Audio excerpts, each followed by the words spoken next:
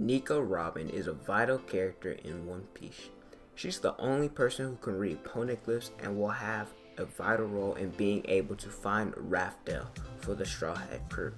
I love her as a character, and arguably, I think she's become one of my favorite characters throughout the entire series. I do believe that there is a problem with the character though, and that problem resides within her bounty amount. My name is Potentia1 Unleashed, and I'm here to list the problem with her bounty. Like I said in my intro, I don't have a problem with Nico Robin. Her character is one of my favorite throughout the series, and I'm not talking about just being a straw hat. I'm talking about all of One Piece. Her design, devil fruit, dark humor, all of that is what I like about her. Oh yeah, she's also my anime wifey too, so there's that. But the problem I have is the problem with her bounty. For me, I personally think that it's way too low of what she's capable of.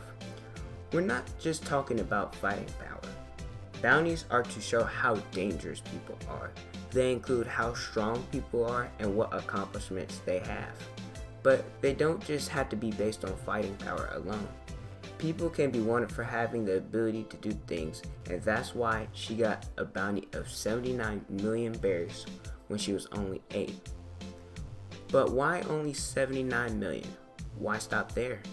When we look into her flashback and find out about her past, we find out that the reading of Poneglyphs are forbidden and it's against the government to do so.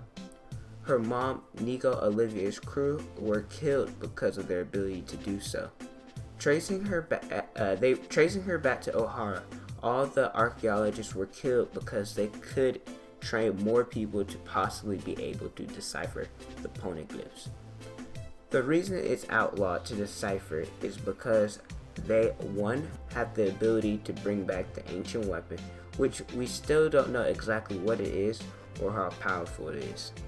And 2, it can reveal the blank history that the government is still trying to hide. As a result, an entire country was blown up with only one little girl being the lone survivor. If they're willing to blow up an entire country, why is her bounty not even at least 100 million? Sure, they could say she's a little girl, but I disagree with that reasoning. There is no way that you're willing to blow up an entire country but only place a little bounty on her head. Later in this series, we see enormous bounties well over 300 million, 500 million, and a decent amount of people whose bounties exceed a billion. We even know that she's a power holder too.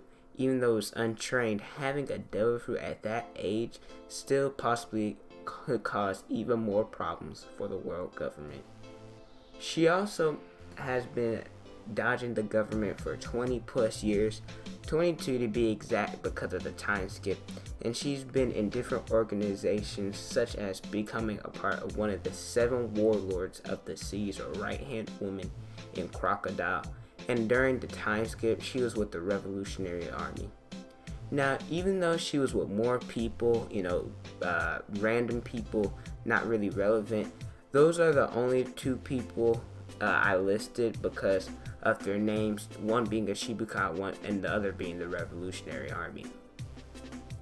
If she had been invading the government for over 20 years, why didn't her bounty steadily increase over time after not being able to find her?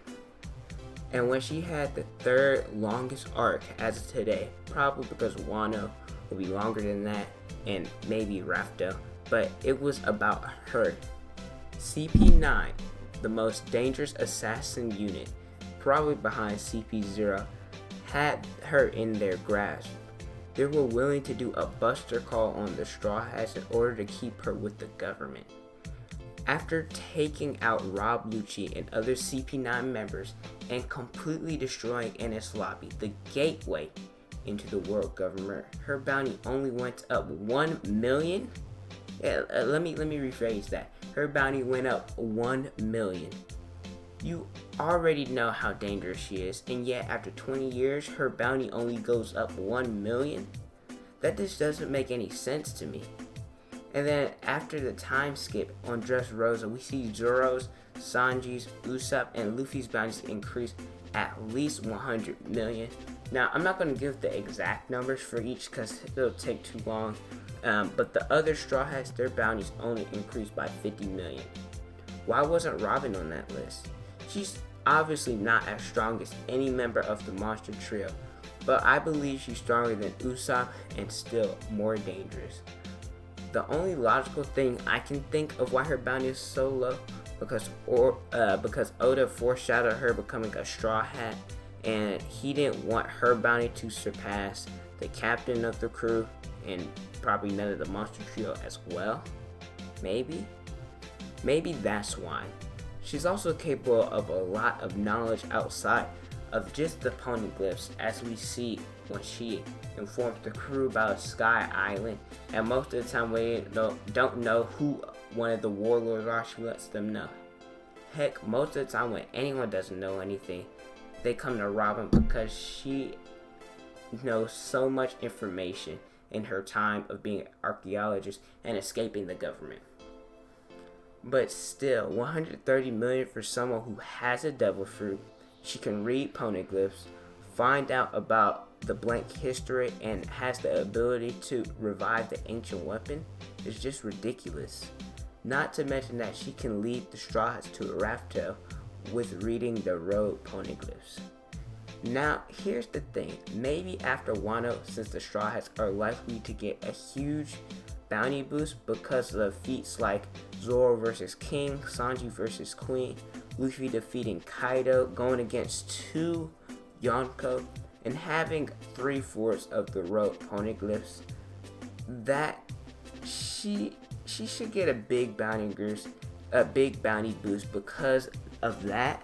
And personally, as a Robin fan, I hope it's at least $1 billion because of how dangerous this would make her.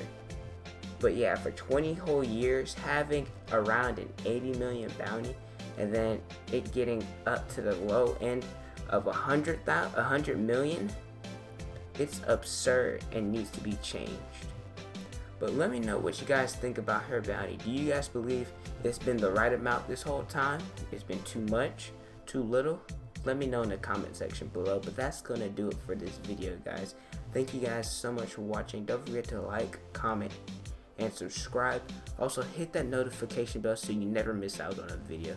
Follow me on Instagram, Twitter, and Snapchat. Instagram's on the screen right now, and the rest will be in the description. So go ahead, give your boy a follow if you guys want to stay updated with me, talk to me outside of YouTube. But thank you guys so much for watching, and don't forget to unleash your potential.